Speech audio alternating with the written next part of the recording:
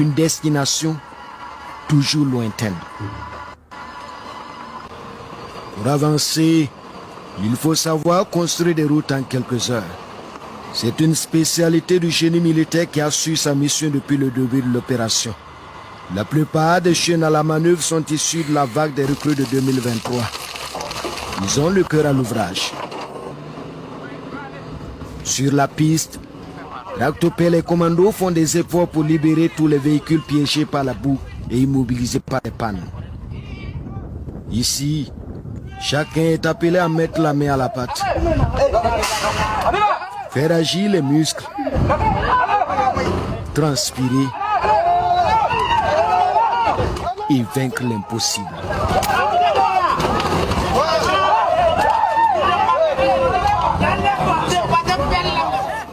La file d'attente est encore longue et la nuit arrive à grands pas.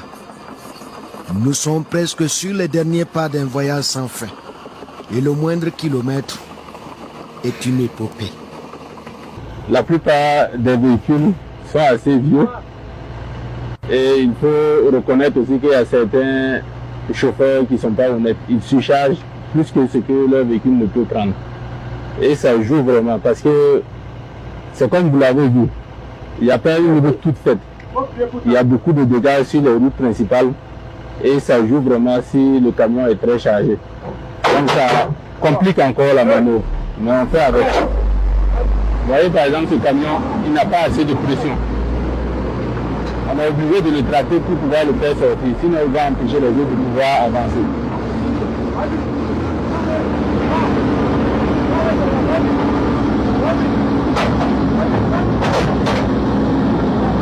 Laisse-le aller seulement. Ça va pas tomber, calmez-vous. Et désiré parmi les sinotroques là, un qui... Nadia Bouani au milieu est encore plus compliqué à toucher.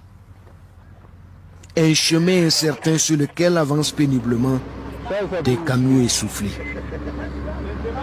Le lieutenant Kaira et ses hommes, eux, puisent les dernières forces. Bien merci. Serre maintenant. Après plusieurs temps de péripéties, on peut dire que c'est la dernière marche. Et on espère que ça va aller comme tout au long de la destination.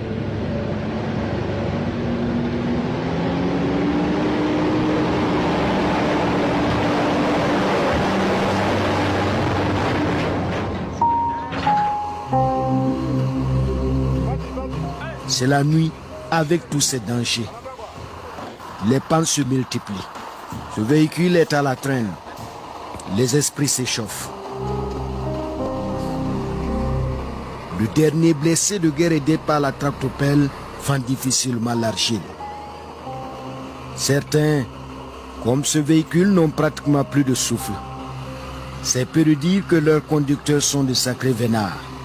Tous vont achever leur manœuvre à la lueur du jour. Nous voici à la destination finale.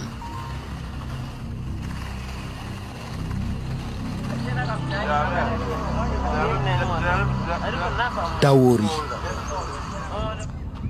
Une nature parée de ses plus beaux feuillages dans le viseur de terroristes. L'année dernière, la population avait été empêchée de cultiver.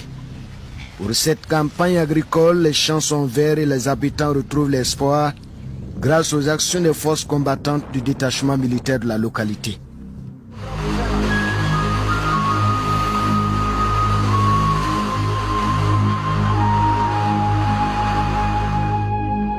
Après quelques jours d'escale pour des travaux de fortification, les unités amorcent le retour. Le tronçon choisi est surnommé le couloir de la mort. En 2019, un convoi y a été attaqué et depuis lors, aucune unité de l'armée ne l'a emprunté. Alors il faut craindre une embuscade et les engins explosifs improvisés. Quelques kilomètres et déjà le convoi bute sur ses premiers obstacles. La voie est réparée pour la suite mais rien ne rassure. Le blindé de tête vient de sauter sur une mine. Nous étions juste à quelques mètres. Le chef de bord sort d'un voile de poussière. Le sergent Nolan est indemne. L'équipage a de la veine. Tous les éléments sont en vie.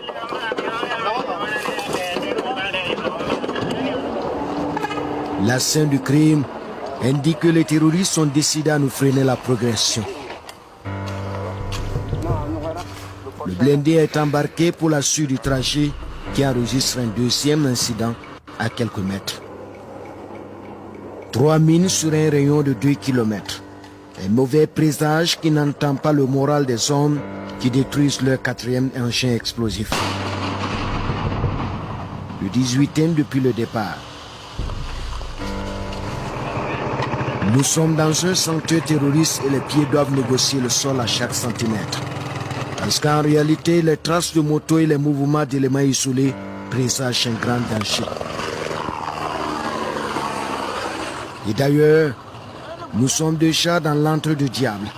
Sinon presque dans le dispositif d'éléments terroristes embusqués. S'il vous plaît. À moins de 100 mètres de l'eau.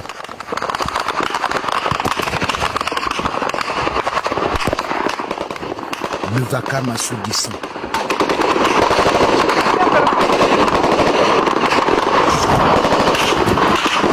Impossible de savoir ce qui se passe sous ce ciel orageux. Roquettes et fusils mitrailleurs. Les salles viennent de partout et l'ennemi est invisible, caché dans la forêt. Percuteurs et son mortier agissent. La moto, une serre d'appui est déjà criblée à son réservoir. Sans doute, l'œuvre d'un sniper. Et nous voici coincés entre les rafales. Ces balles réelles qui pleuvent sans cesse. Une scène de guérilla d'une violence unie avec la mort à face. Dans les bois et sur la piste, c'est la terreur.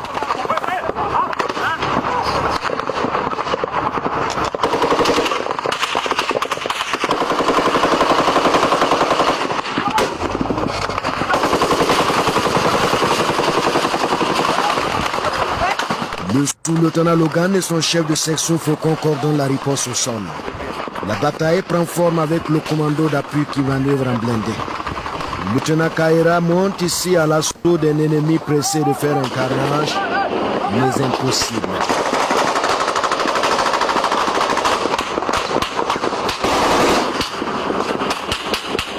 Une partie des fantassins prend le risque d'une diversion. C'est de l'infanterie pure et dure avec cette tactique qui résout cette équation majeure de la manœuvre. Combattre ou protéger les civils qui courent le risque de se faire massacrer. Déjà, un commando de choc aux ordres du lieutenant John North et ses sous-lieutenants Joker bloqués ses grâces assurent la protection des civils à l'arrière du convoi. Nous sommes au cœur d'une embuscade complexe. L'ennemi tire à l'aveugle. Caméra au point. Nous vivons l'instant qui peut être fatal. Ces images sont pour l'histoire. Les éléments décident de nous exfiltrer de la zone des combats. L'argent tourbillon du 5e BIR nous fait embarquer pendant que les combats montent en intensité.